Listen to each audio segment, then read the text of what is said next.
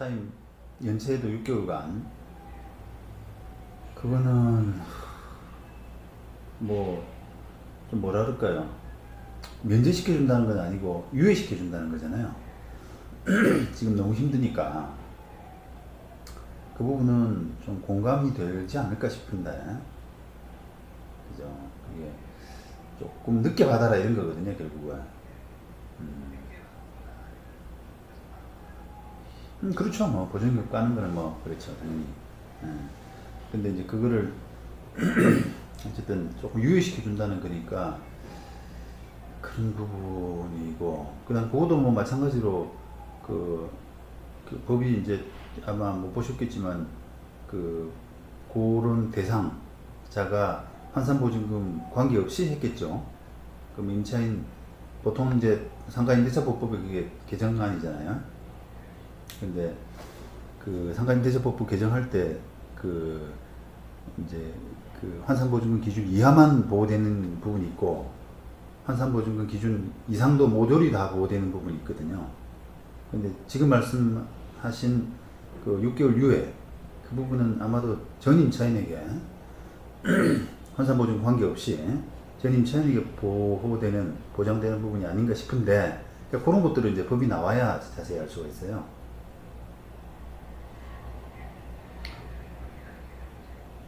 아, 그래요? 그러니까 이제 그게 그 상가임대차법법이 원래 만들어질 때 원래 태생 자체가 그 조금 규모가 작은 임차인만 보호해주자, 상가임대차법법을 적용받게 해주자. 그러니까 이제 이 사람들에 대해서 그러니까 규모가 작은 임차인들만 뭐 5년 보장을 해주고, 또 뭐 그런 식의 이제 상가임대차법에 나와 있는 그 적용들을 소위 말하면 영세 임차인들에게만 적용하는 것으로 만들어졌어요, 원래. 네. 네, 처음 만들어질 때. 근데 이제 그러다가 이제 처음 그게 이제 예외가 허용된 게, 그러니까 예외라는 게 이제 그 영세한 사람만 영세한 임차인에 대해서만 적용하지 말고, 요 정도는 그냥 모든 임차인에 대해서도 다 적용하는 게 맞지 않느냐라고 해서 예외가 시작된 게 5년 갱신 요구권이에요. 아시겠죠? 그러니까 이제 좀 규모가 큰 임차인이라고 하더라도 5년 보장받는 부분에 대해서만큼은 다른 영세 임차인들과 마찬가지로 해야 되지 않느냐라고 해가지고 예외를 터줬는데, 그 뒤로 이제 조금씩 더 그 어떻게 보면 예외가 계속 늘고 있는 거죠, 지금.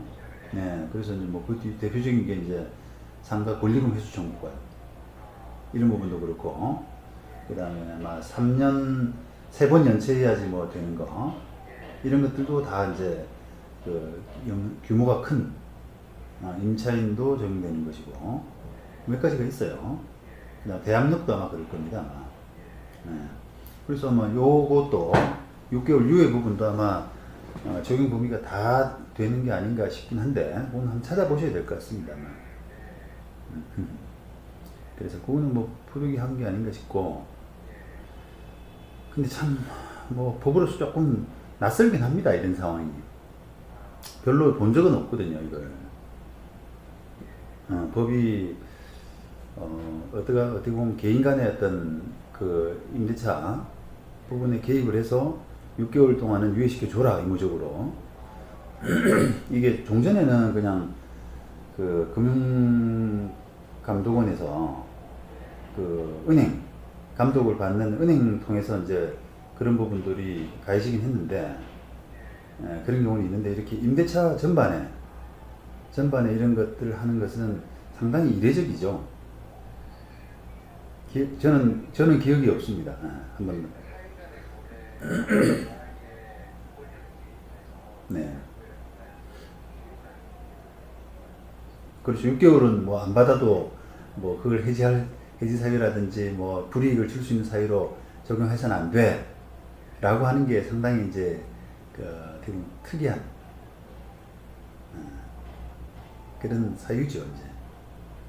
그러니까 아니요. 이제 뭐, 특이한 사유입니다. 그래서, 이제 그런 경험으로 보면은, 임대인 입장에서는, 이게 너무 그 재산권 침해 아니냐.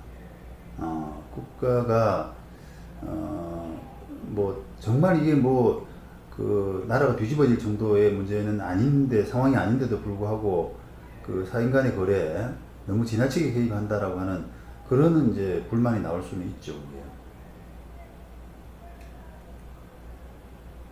그런 부분이, 그런 부분이 있고요. 그 다음에 또, 그 다음에 뭐였더라?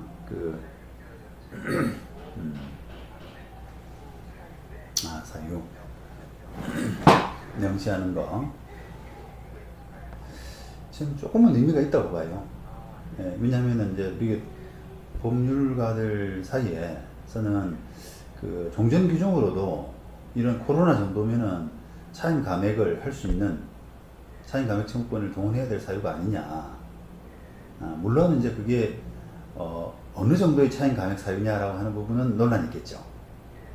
뭐 지역마다 또 업종마다 뭐 이런 게 등등 차이는 있을 수 있겠지만 굳이 이제 그 1급 감염병 발생이라고 하는 그 부분을 넣지 않더라도 가능하지 않겠느냐, 해석상 가능하지 않겠느냐라고 하는 그런 부분을 이제 뭐 어느 정도는 공감이 되어 있었는데 이제 이걸 좀 명백하게 하는 차원에서 좀 분명하게 하는 차원에서 넣은 것 같아요. 그러니까 적어도 그 부분에 대해서는 논란이 안 일어나도록 그런 정도의 의미가 있다고 봅니다.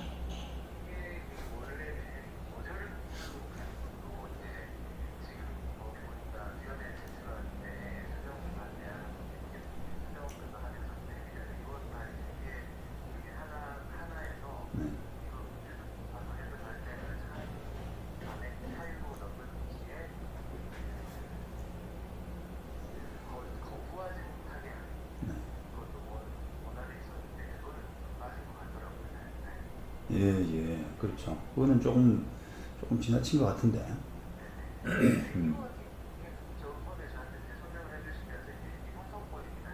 네,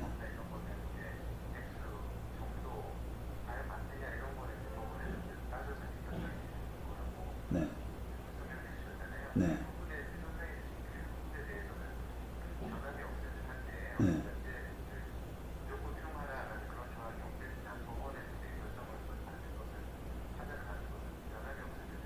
네,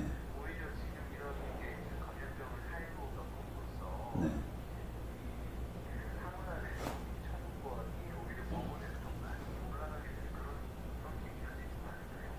그렇죠.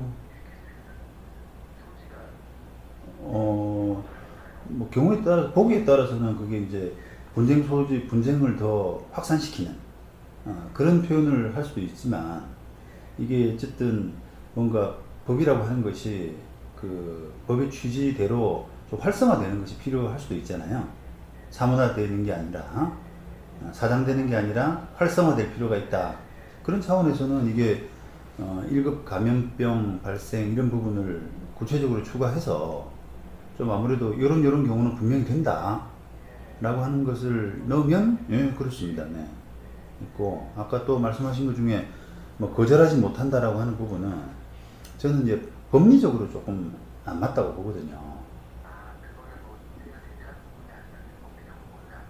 왜냐면은 이게 구조가 형성권이란 말이에요. 그럼 형성권은 임차인이 요청을 하게 되면 바로 권리가 발생을 해요, 그냥. 그게 이제 특징입니다, 형성권의 특징이.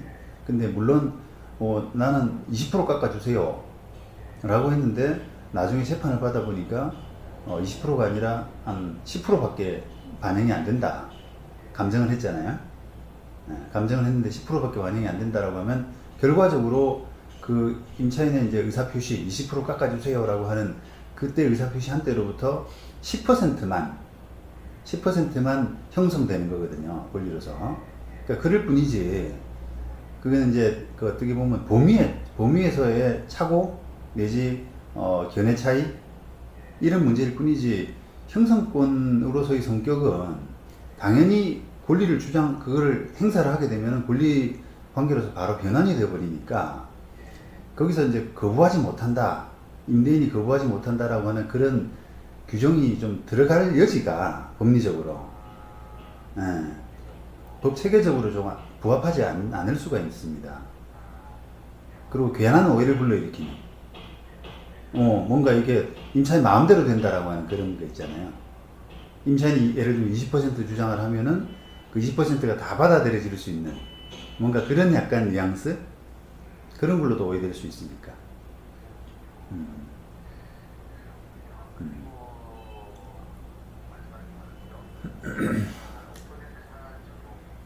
아, 좀 이제 감액하면, 예, 예, 예.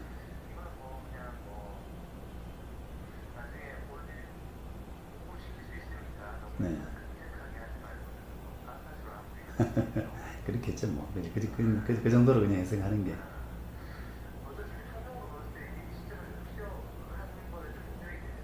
예. 네.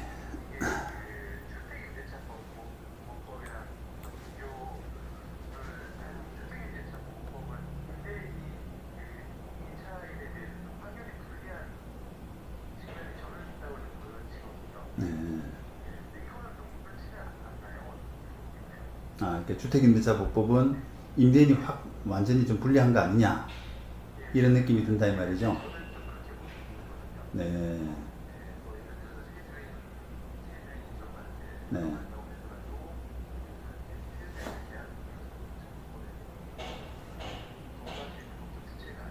네. 그렇죠, 맞아요. 잘 보셨는데 저는 이번 개정의 특징은 뭐라 그럴까요, 좀 이렇게 그, 지금 굉장히 여러 면에서 이제 힘든 임차인, 임차인을 잠시나마 조금 일부나마 조금 좀 도와줘야 되지 않느냐라는 차원에서 약간 임시 방편적인, 그런 약간 원포인트 법 개정 이런 걸로 이해를 하고 있습니다. 그러니까 이제 근본적인 문제는 사실은 아니고요. 예를 들면 이제 우리가 방금 주택임대차보호법 그 갱신요건 말씀하셨는데, 그거는 그야말로 이렇게 2년 거주할 수 있는 사람을 2배를 더 준 거니까 어마어마하거든요. 그죠? 그 다음에 또 그 종전의 그 상가 건물임대차법 개정은 개정 중에서도 뭐 어떤 그 권리금 회수 청구권 이런 부분들을 새로 이제 도입해가지고 임차인한테 권리금을 다른 사람 드리고 나갈 수 있는 그 권리를 보장을 한다든지, 아니면 그 5년 보장했던 갱신요건을 10년으로 2배를 늘린다든지, 이런 부분들은 정말 그 엄청난 그 파워풀한 그런 영향을 미치고 있습니다. 근데 그런 거에 비해서는 이 약간 이제 이 지금 코로나 때문에 위축된 어떤 그런 임차인들을 조금이나마 돕자라고 하는 약간의 뭐 이제 성의 표시, 입법자로서의, 예, 그 정도의 의미.